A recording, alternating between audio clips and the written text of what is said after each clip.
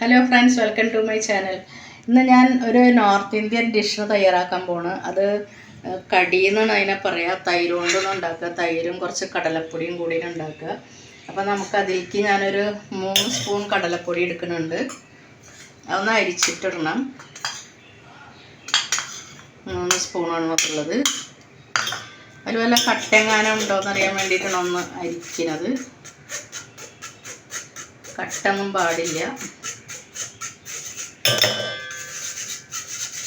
അതുകൊണ്ടൊന്ന് അരിക്കുക. ഇനി ഇതിൽ ആ തൈരും കൂടെ ഒന്ന്, ഇത് മോര് കൊണ്ടും ഉണ്ടാക്കാം, പക്ഷെ തൈര് കൊണ്ടുണ്ടാക്കിയാലാണ് കൂടുതൽ ടേസ്റ്റ്. ഇതിൽ കച്ചറയൊന്നും ഇല്ല.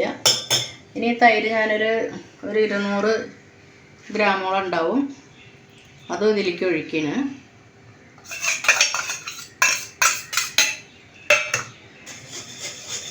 തൈരൊന്ന് ചെറിയ ജാറിൽ അടിച്ചാലും മതി. നല്ല കട്ടത്തൈരാണ്. അപ്പം ഞാൻ പിന്നെ ഇതിൽ തന്നെ ഇങ്ങനെ ഒന്ന് ഇതാക്കണം, കട്ടൊന്നുടയാൻ വേണ്ടിയിട്ടാണ്. കൂടുതൽ പുളിയുള്ളത് പാടില്ല, ഇത്തിരി പുളി കുറഞ്ഞ തൈരാവണം. കൂടുതൽ പുളി ഉണ്ടെങ്കിൽ പിന്നെ ഇതിൻ്റെ ക്വാണ്ടിറ്റി ഇത്തിരി കുറച്ചെടുത്താൽ മതി.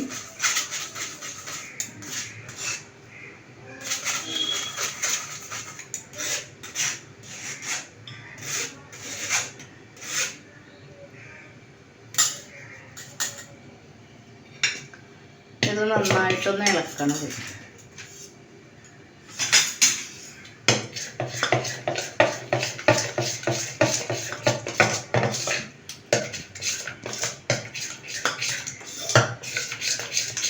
ഇതിൽ കുറച്ച് മസാലകൾ ഇടണം.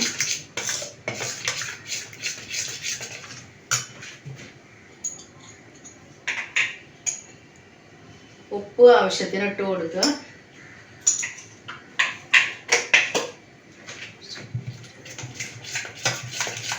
പിന്നെ കുറച്ച് മഞ്ഞൾപ്പൊടി, മുളക് പൊടി ഇടണം.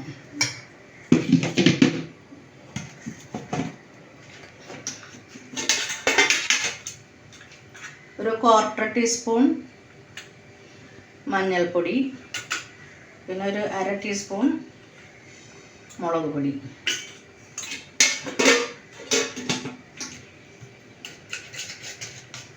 ഇതെല്ലാം കൂടെ മിക്സ് ആക്കുക.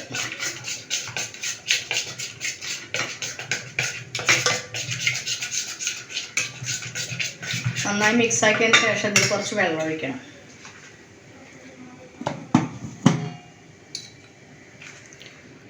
ഇത് ഞാൻ 1 കപ്പ് വെള്ളം എടുത്തിട്ടുണ്ട്. വെള്ളം പിന്നെ നമുക്ക് കുറച്ച് കൂടുതൽ കുറവൊക്കെ ആക്കാം. നമുക്ക് എത്ര ഗ്രേവിക്ക് എത്ര തിക്നെസ് വേണം എന്നുള്ളത് നോക്കിയിട്ടാണ്.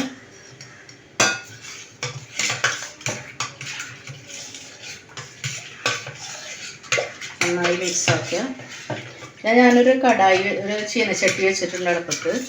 അപ്പോൾ ഇത് നെയ്യിൽ വേണമെങ്കിൽ നെയ്യിൽ ഇതിൽ വറവൊക്കെ ചെയ്യാം. അതല്ലെങ്കിൽ നിങ്ങൾക്ക് ഇഷ്ടമുള്ള ഓയിലിൽ, നമ്മുടെ കുക്കിംഗ് ഓയിൽ ഏതാ ഉപയോഗിക്കുന്നത് വെച്ചാൽ അതിടാം. ഞാനിപ്പോൾ വെളിച്ചെണ്ണ അതിലൊഴിച്ചിട്ടുള്ളത് കുറച്ച്. ചൂടാകുമ്പോൾ കുറച്ച് കടുകിട, ചൂടായി തോന്നും.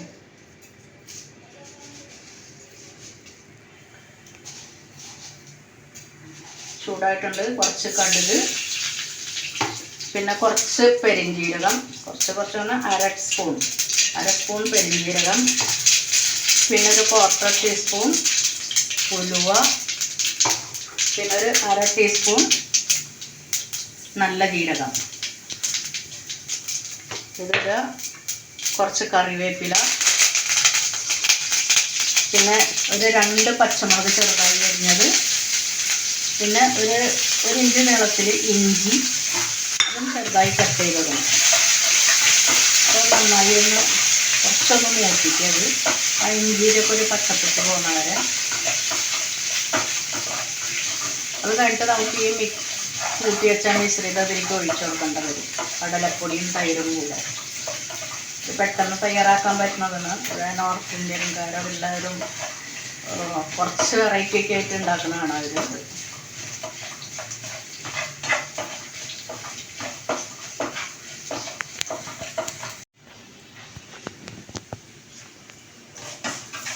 ഇത് മൂത്തിട്ടുണ്ട്. അപ്പോൾ ഇതിൽ കുറച്ച് കായം ഇടണം. ഇനി നമ്മൾ സാമ്പാറിലൊക്കെ ഇടില്ലേ കായം, ഒരു 1/4 ടീസ്പൂൺ ഇട്ടാൽ മതി.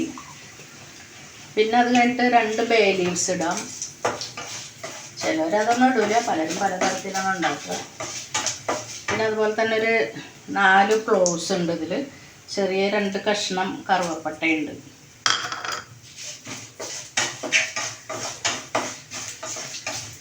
ഇനി ഇതിലേക്ക് ഇത് ഒഴിച്ചു കൊടുക്കാം. ഒഴിച്ചു കൊടുത്തിട്ടുണ്ടെങ്കിൽ ഒന്ന് ഇളക്കിക്കൊണ്ടിരിക്കണം എപ്പോഴും. കാരണം ഈ കടലമാവ് അതിലിടുന്ന കാരണം അടിയിൽ ഇങ്ങനെ പിടിക്കാനുള്ള ചാൻസ് ഉണ്ട്. അപ്പോൾ എപ്പോഴും ഇളക്കണം അത്.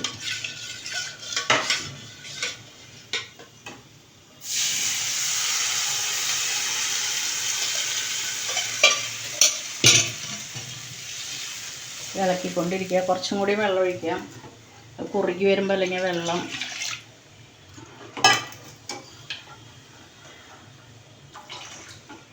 നല്ല കട്ടിയാവും. കുറച്ചും കൂടി വെള്ളം ഒഴിക്കണം നമുക്ക്. കാരണം അത് കടലമാവ് ഒന്ന് വേവണം. ചെറിയ തീയിൽ ഇതിങ്ങനെ വേവിച്ചെടുക്കണം, കുറച്ച് തിക്കാവണ വരെ.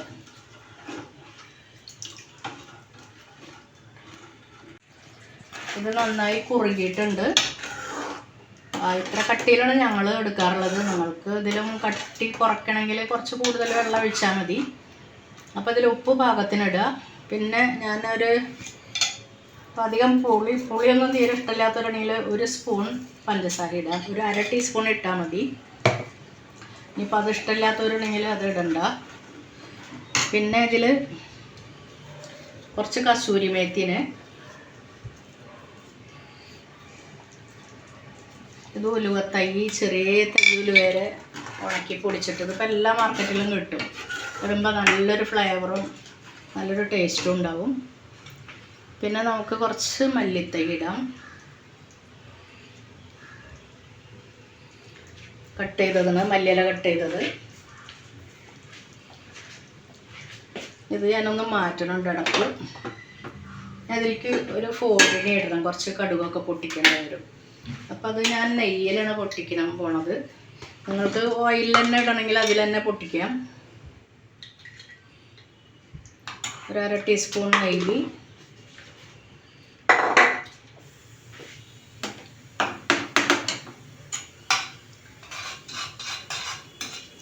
ചൂടാകുമ്പോൾ അതിൽ കുറച്ച് കടുകും കുറച്ച് ജീരകവും വീണ്ടും ഇടണം.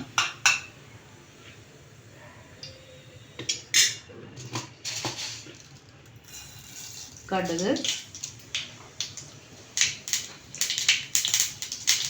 ജീരകം, പിന്നെ ഉണക്കമുളക് കുറച്ചിടും.